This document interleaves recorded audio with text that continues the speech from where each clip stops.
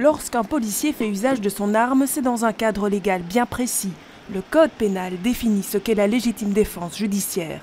Il faut qu'il y ait une atteinte illégale aux personnes, qu'elle soit violente et imminente ou commencée.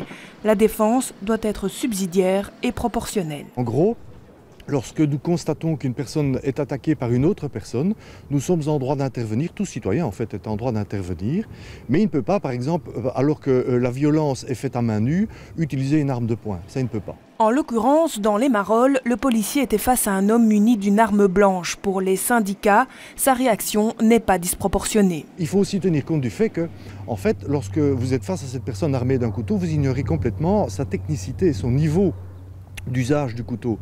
Et donc, indéniablement, l'usage de l'arme à feu face à quelqu'un qui porte un couteau est adéquat. Le coup de semonce est imposé par une autre législation sous-jacente au code pénal qui est la loi sur la fonction de police.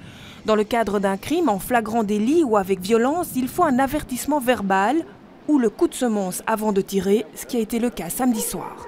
S'il estime qu'il est dans le cadre de la légitime défense, il sort son arme, ou il l'a déjà sorti d'ailleurs, il vise et tire. Point à la ligne. Et il vise et tire la partie la plus visible, à savoir la partie du corps, le buste, que l'on appelle la bouteille.